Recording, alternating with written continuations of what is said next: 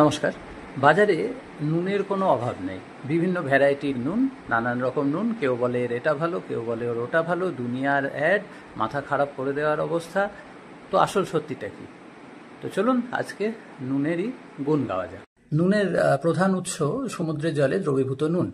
তাপ দিয়ে বা রোদে শুকিয়ে পাওয়া নুনের কঠিন অবশেষের মধ্যে sodium chloride, magnesium chloride, potassium sulphate, magnesium sulphate, calcium chloride ইত্যাদি প্রভৃতি খনিজ লবণ থাকে।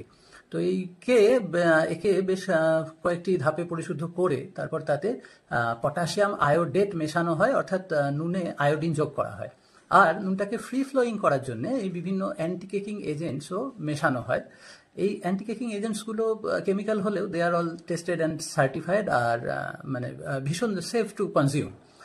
আর অনেকে বলেন যে রক সল্ট বা পিঙ্ক সল্টে আয়োডিন থাকে না, বা থাকলেও খুবই কম থাকে, কিন্তু এটা একেবারেই সত্যি কথা নয়।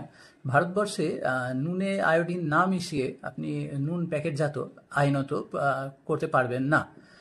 ফলে মাত্রার সামান্য কম বেশি হলেও সমস্ত লবণেই কিন্তু আয়োডিন থাকে। আর এটা WHO এবং ইউনিসেফ এই দুটোরই কিন্তু রেকমেন্ডেড। আমরা লবণ খাই মেনলি দুটো কারণে। এক, খাবারের স্বাদ নিতে, আর কিছু গুরুত্বপূর্ণ ion, sodium ion, potassium ion, chloride ion, এইগুলোকে শরীরে যোগ করার জন্য। কিছু কিছু নুনে এর সাথে ক্যালসিয়াম, ম্যাগনেসিয়াম, আয়রনও থাকে। কিন্তু দেখুন, নুন আমরা এতটাই কম কনজিউম করি, এতটাই কম খাই, যে ওই মিনারেলসগুলো না, আমরা ভীষণ অল্প পরিমাণে আমাদের শরীরে যায়। আর এই আদার্স যে মিনারেলস, এগুলো না আমরা মোটামুটিভাবে ওই দৈনন্দিন যে খাবার খাই সেখান থেকে মোটামুটিভাবে আমাদের শরীরে চলেই আসে। আর ওই অত্যন্ত অল্প পরিমাণ নুনের মধ্যে যে আরও অত্যন্ত পরিমাণ ওইটুকু মিনারেলস যাচ্ছে, হ্যাঁ, সেটা আমাদের যে প্রতিদিনের যা প্রয়োজন তার সঙ্গে কোনোভাবেই ফুলফিল করে না আর কি। ফলে অন্যান্য মিনারেলসগুলো আমাদের জন্য তেমন ইম্পর্ট্যান্ট নয় এক্ষেত্রে নুনের সঙ্গে। তো সোডিয়াম কি করে? সোডিয়াম আমাদের দেহে ফ্লুইড ব্যালেন্স নিয়ন্ত্রণ করে, ব্লাড প্রেশারকে কন্ট্রোল করে, মস্তিষ্ক বা সুষুম্নাকাণ্ডের বা দেহের বিভিন্ন অংশের মধ্যে সংবেদন বা ইম্পালস আদান প্রদান করে। সোডিয়ামের পরিমাণ যদি কম হয়ে যায় কোনো কারণে শরীরে, তাহলে শরীরের বিভিন্ন অংশে খিঁচুনি দেখা দেবে এবং কথাবার্তাও একটু অসংলগ্ন হয়ে যেতে পারে। অন্যদিকে পটাশিয়াম হৃৎপিণ্ডের কার্যকারিতা বজায় রাখতে, স্নায়বিক উদ্দীপনার আদান প্রদান করতে, আর আমাদের শরীরে যে সোডিয়াম পটাশিয়াম ভারসাম্য সেটা বজায় রাখতে সাহায্য করে। পটাশিয়ামের মাত্রা যদি একটু কম বা বেশি হয়ে যায় তাহলে তার প্রভাব কিন্তু সরাসরি পড়ে কিডনিতে। আর থাইরয়েড গ্ল্যান্ডের জন্য ভীষণ জরুরি হচ্ছে আয়োডিন। আয়োডিনের সঠিক মাত্রা শিশুদের জন্য ভীষণ জরুরি, কারণ শিশুদের মস্তিষ্ক এবং নার্ভাস সিস্টেমের বিকাশে আয়োডিন ভীষণ সাহায্য করে। আর থাইরয়েড গ্ল্যান্ড কী করে? থাইরয়েড গ্ল্যান্ড ওর যে হরমোনগুলো আছে, T3 হরমোন, T4 হরমোন, এগুলো নির্গত করতে আয়োডিনের সাহায্য নেয়। আয়োডিন ছাড়া এগুলো নির্গত হয় না। আয়োডিনের পরিমাণ যদি কম হয়ে যায় না, তাহলে থাইরয়েড গ্ল্যান্ডের কী হয়, যে ওকে বেশি বেশি পরিমাণ কাজ করতে হয় যাতে রক্ত থেকে বেশি পরিমাণ আয়োডিনও বের করে আনতে পারে। তো এই বেশি কাজ করার ফলে হয় কি, থাইরয়েড গ্ল্যান্ডটা ফুলে যায়, যেটাকে আমরা গয়টার বা গলগণ্ড রোগ বলি। তাহলে বিভিন্ন এলিমেন্টসের গুণাগুণ সম্পর্কে আমরা জেনে ফেললাম। তাহলে চলুন এবার বিভিন্ন রকম লবণের মধ্যে আমরা কম্পেয়ার করি। তো আমি বেছে নিচ্ছি টাটা কোম্পানি, কারণ টাটা কোম্পানি সমস্ত রকমেরই লবণ মোটামুটি প্রডিউস করে। তো চলুন কম্পেয়ার করা যাক, দেখা যাক কোনটা বেশি ভালো হচ্ছে। তো টাটার পরিবারের সমস্ত সদস্যদের এই হচ্ছে এলিমেন্টসের পরিমাণ।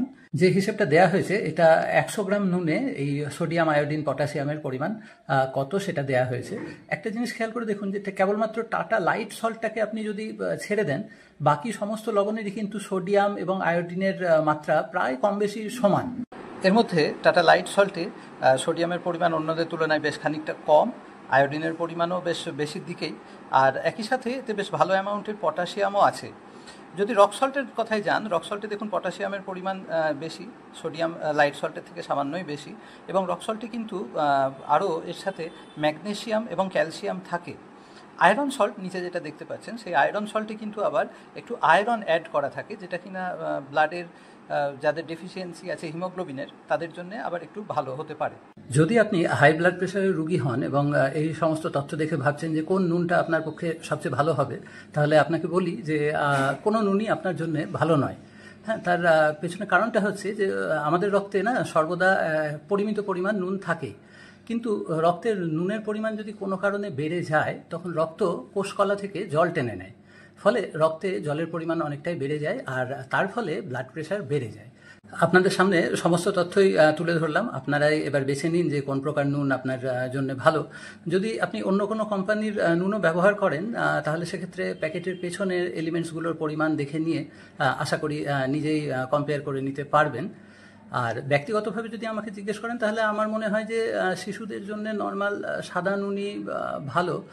আর যদি আপনার বয়স 40 ছুঁই ছুঁই হয়ে যায়, সেভাবে শারীরিক পরিশ্রম হয়তো হচ্ছে না, অফিসে বসে বা দাঁড়িয়ে কাজ করতে হচ্ছে এক জায়গায়, আর ফ্যামিলিতে যদি কোনো হিস্ট্রি থেকে থাকে ব্লাড প্রেশারের, তাহলে আমার মনে হয় যে টাটা লাইট যে সল্টটা আছে, হ্যাঁ, হয়তো সেটা একটু ভালো হতে পারে।